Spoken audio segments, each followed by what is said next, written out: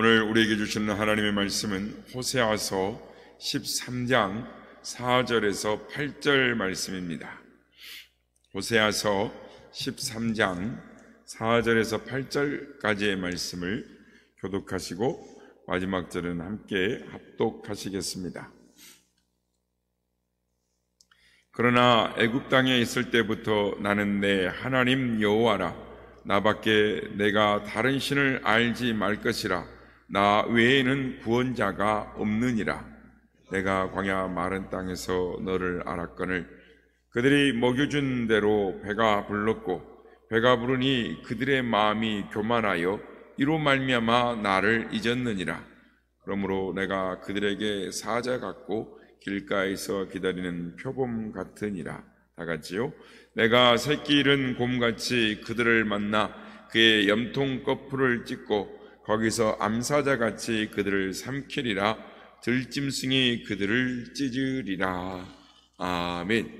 할렐루야. 오늘도 우리 예배 가운데 함께 하신 주님을 찬양합니다. 그리고 새벽을 깨워 기도의 향으로 나오신 모든 성도님들께 하나님의 은혜와 평강이 함께 하시기를 기원 드립니다.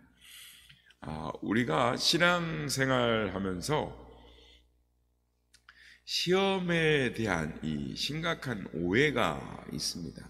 그것은 이 고통과 어려움만을 시험이다라고 생각을 하는 것입니다. 우리는 사업에 실패하거나 또는 병들거나 또는 이런저런 어려움을 당할 때에는 내가 시험을 당한다라고 생각을 합니다. 그래서 기도도 열심히 하고 또 말씀에도 귀를 기울이는 것입니다.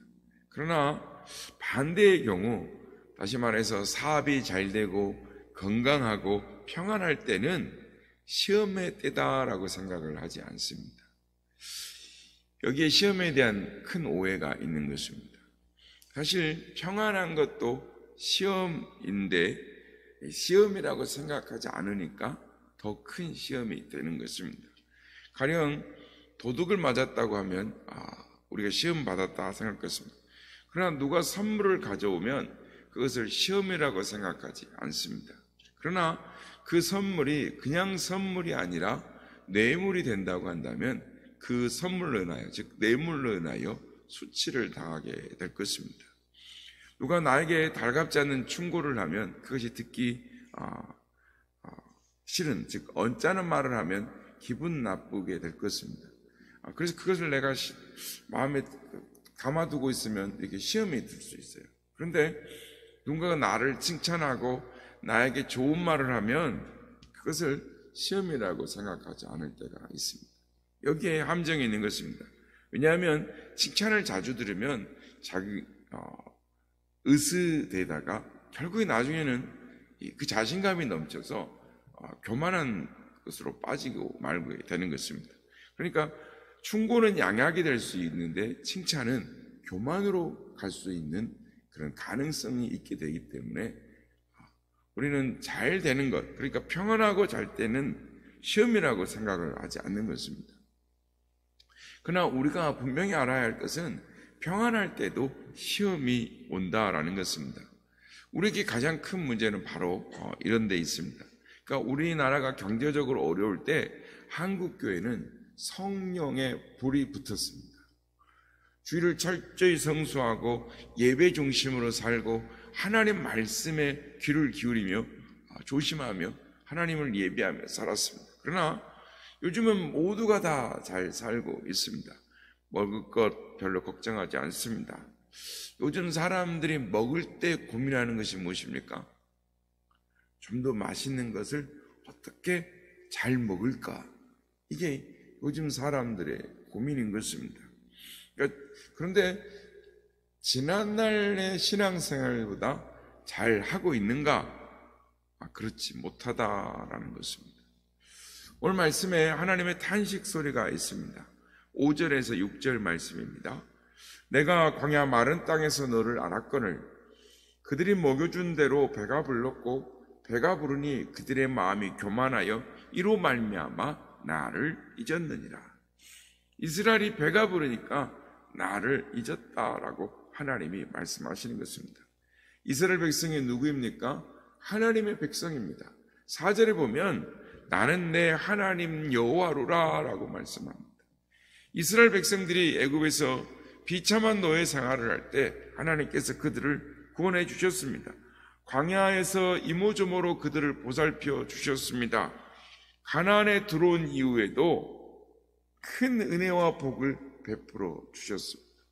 그럼에도 불구하고 하나님을 잊어버렸다라는 것입니다. 다른 민족은 몰라도 이스라엘 민족은 하나님을 잊어서는 안 되어야 됐는데 이스라엘은 가나안에 가서 하나님을 잊어버렸다라는 것입니다. 이스라엘 백성들이 하나님을 언제 잊어버렸습니까? 6절 말씀에 그들이 먹여준 대로 배가 불렀고 배가 부르니 그들의 마음이 교만하여 이로 말미암아 나를 잊었느니라 라고 말씀합니다. 배부를 때 하나님을 잊었다라는 것입니다. 배고플 때는 하나님을 잊지 않았는데 배가 부르니까 하나님을 잊었다라는 것입니다. 하나님을 잊은 동기가 무엇입니까? 배가 고파서가 아니고 배가 불러서 하나님을 잊었습니다. 이 배부를 때라는 것은 단순히 배가 고파서 그러니까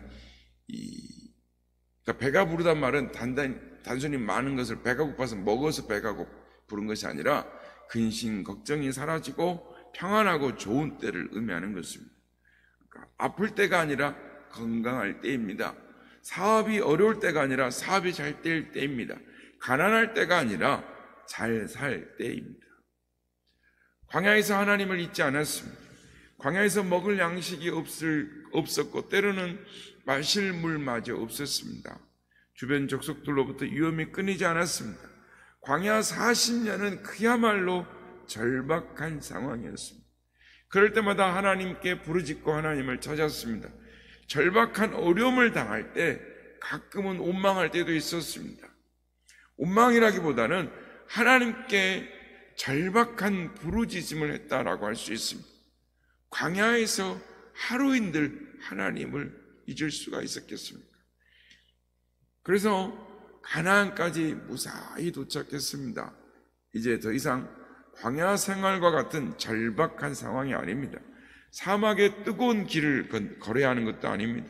풍성한 무화과나무와 포도나무 밑에서 요단강의 시원한 물에 발을 담그고 쉬며 즐겼습니다. 광야에서 눈앞에 보이는 것이란 모래밭뿐이었지만 가나안에는 푸른 초원과 양떼들이 꼴을 뜯고 곡식들이 풍성한 들판이 보이는 것입니다. 광야에서는 하루 먹을 만큼의 만나뿐이었지만 가나안에서는 몇 달, 몇 년을 먹을 양식을 쌓아두었습니다. 광야에서는 매일같이 치고 거두는 일이, 천막을 치고 거두는 일이었지만 지금은 좋은 주택에서 좋은 옷을 입으며 기름진 것을 먹으며 포도주를 마십니다. 말 그대로 배부른 생활이었습니다. 여기서 우리는 이렇게 배부르도록 풍요를 주신 분이 누구냐라는 것입니다. 누구의 은혜인가를 알아야 하는 것입니다. 6절 말씀에 그들이 먹여준 대로 배가 불렀고 라는 말씀에 하나님께서 그들을 배부르게 해주셨다라는 것입니다. 그렇다면 마땅히 하나님께 감사해야 할 것이 아닙니까? 그런데 배가 부르게 해주니까 하나님을 잊어버렸다라는 것입니다. 성경에 보면 다윗은 어려서부터 하나님의 마음에 합한 자라는 정도로 믿음이 좋았습니다. 사울이 죽이려고 찾아날 때 다윗은 하나님께 기도해서 그 모든 어려움을 해서 구출을 받았습니다. 이웃나라와의 싸움과에서도 백전백승이었습니다. 한 번도 진 적이 없습니다. 그 정도로 하나님이 그를 도와주셨습니다. 그런데 나라가 평안할 때 다윗은 한가하게 침상에 일어나서 왕궁의 옥상을 거닐다가 한 여인의 목욕하는 것을 보고 범죄하고 마는 것입니다. 나라가 어려울 때는 기도함으로 말미암아 하나님의 도움으로 승리하고 하나님의 도움으로 전쟁도 승리했습니다. 그러나 전쟁이 없고 한가할 때 오히려 돌이킬 수 없는 범죄를 범하게 되는 것을 보게 되는 것입니다. 오늘 우리의 신앙이 바로 이와 같습니다. 어려운 일이 있을 때는 열심히 하나님을 찾습니다.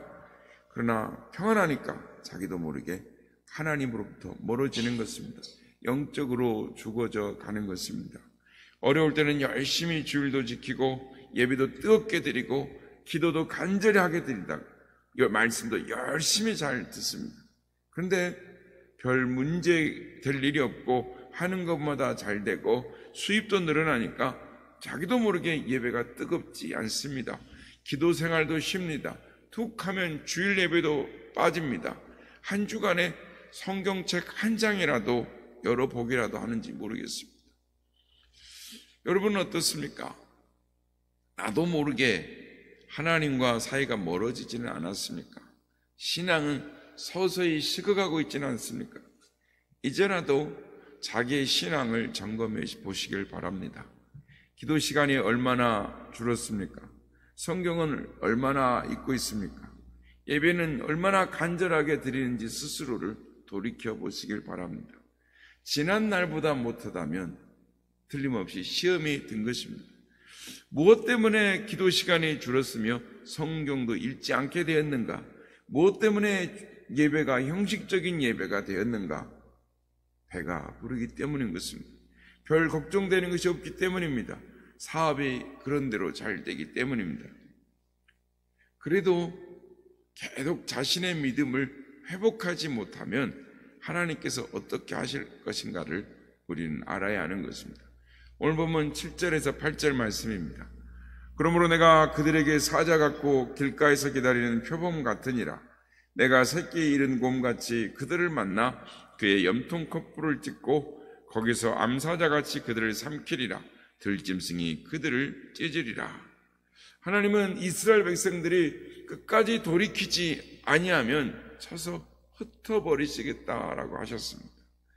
이스라엘은 하나님의 경고에도 불구하고 하나님을 찾지 않았습니다. 돌이키지 않았습니다. 결국은 망하고 말았습니다. 하나님의 백성이 하나님을 잊어버리고 끝까지 돌이키지 않음으로 말미암아 결국은 망하고 만 것입니다. 오늘날 유럽의 교회들이 텅 비었습니다. 지난날 어려울 때 유럽의 교회 성도들은 대단한 믿음을 가지고 있었습니다. 그래서 열심을 다해 유리 없이 교회의 당을 멋있게 아름답게 지어 하나님 앞에 봉헌을 했습니다. 열심을 다해서 신앙생활을 했습니다. 그러나 먹기 살기 편하고 전쟁 없는 오늘날 유럽 교회는 텅 비었습니다. 비었을 뿐만 아니라 예배당이 유명한 음식점이나 노래나 춤을 추는 곳으로 유흥업소가 되고 말았습니다. 한국 교회가 성장을 멈추고 이제는 줄어들고 있는 상황입니다. 그 이유는 어려움이 없고 평안하기 때문인 것입니다. 전쟁의 위험이나 배고픔이 없는 오늘날이기 때문에 성도들은 신앙이 뜨겁지 않습니다. 교회에 다니는 것은 형식적일 뿐 열심이 없습니다. 평안하기 때문에 하나님을 찾지 않습니다. 예배가 뜨겁지 않습니다. 말씀이 귀에 들리지 않습니다. 기도를 하지 않습니다. 날이 갈수록 신앙 상태가 게으르고 나태해지는 것입니다. 이미 하나님과의 관계가 끊어진 지가 오래인 것입니다. 이스라엘 백성들이 평안할 때는 정신을 차리지 못했기 때문에 결국 하나님을 잊어버리고 망했습니다. 우리는 정신을 차려야 하는 것입니다. 평안할수록 더욱 정신을 차리고 믿음을 잘 지키도록 해야 하는 것입니다. 생각하는 대로 잘 되고 별로 막히는 일이 없을 때 더욱 기도해야 하는 것입니다. 오늘 우리는 하나님의 탄식 소리를 들어야 합니다. 나는 내 하나님 여호와로라. 그런데 하나님의 백성들은 배가 부름으로 그들이 마음이 교만하여 이로 말미암아 나를 잊었느니라 라고 말씀하시는 것입니다. 이 하나님의 탄식이 바로 오늘 우리를 향한 탄식이 되지 않기를 소망합니다. 사랑하는 성도 여러분, 처음에 믿음을 회복해야 하고 더 열심히 주님을 섬겨야 될 줄로 믿습니다. 바라기는 평안할 때에 끝까지 은혜 누릴 수 있는, 하나님의 축복을 누릴 수 있는 우리 모두가 다 되시기를 예수님의 이름으로 축복합니다.